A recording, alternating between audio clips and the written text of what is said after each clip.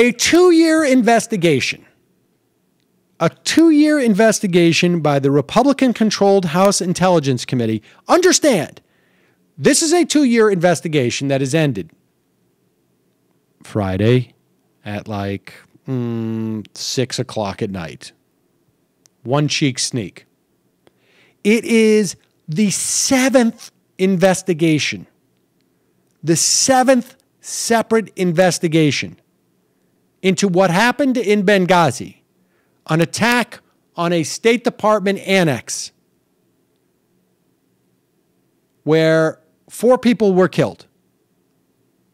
An ambassador, State Department official, 2 contracted security guards. CIA, I believe, contracted. The 2-year investigation run by the Republican-controlled House Intelligence Committee has ended and has found that the CIA and the military acted properly in responding to the 2012 attack on the U.S. diplomatic compound in Benghazi. It asserted no wrongdoing by the Obama administration appointees. There was no intelligence failure, no delay in sending a CIA rescue team, no missed opportunity for a military rescue, no evidence the CIA was covertly shipping arms from Libya to Syria. In the aftermath of the attack, intelligence about who carried it out and why was contradictory, the report said.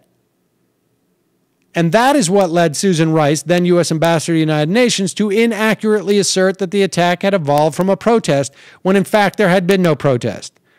But it was intelligence analysts, not political appointees, who made the wrong call, the committee has found.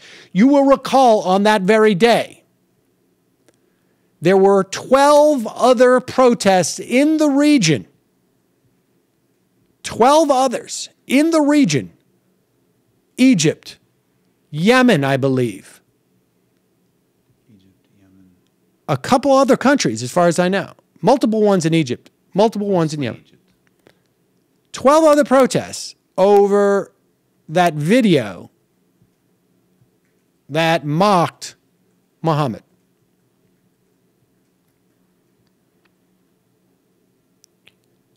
The House Intelligence Committee was released with little fanfare on a Friday before Thanksgiving week. The report did not conclude that Rice or any other government official acted in bad faith or intentionally misled the American public. Its findings echo those of the 6 previous investigations on Benghazi. Do you know how many investigations were handled about the lying involving the intelligence on the Iraq War? As far as I know, none.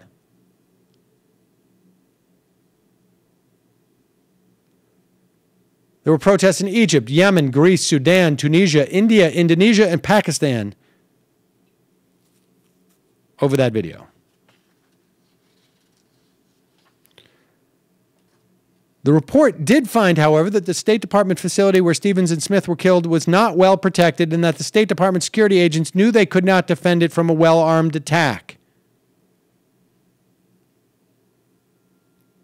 Representative Mike Rogers, Republican from Michigan, and Representative C.A. Dutch Ruppelsberger of Maryland, Democrat, in a joint statement, we conducted detailed interviews with senior intelligence officials from Benghazi and Tripoli, as well as 8 security personnel on the ground in Benghazi that night. Based on the testimony and the documents we reviewed, we concluded that the CIA officers in Benghazi were heroes. Their actions saved lives.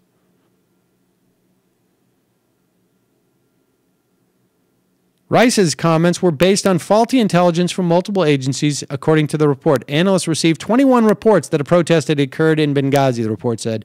14 from the Open Source Center, 1 from the CIA, 2 from the Defense Department, and 4 from the National Security Agency. In the years since, some participants in the attack said they were motivated by the video.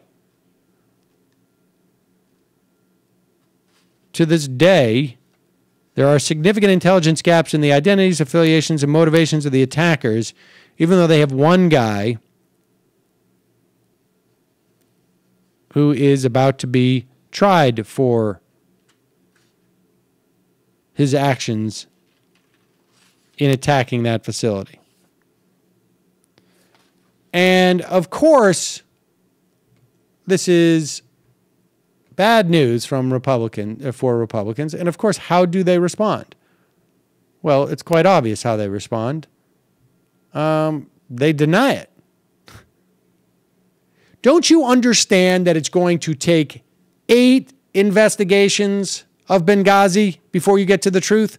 Always. That's the way these investigations go. The first 7 find nothing, but it's the 8th. Isn't that right, Lindsey Graham? I think the report's full of crap.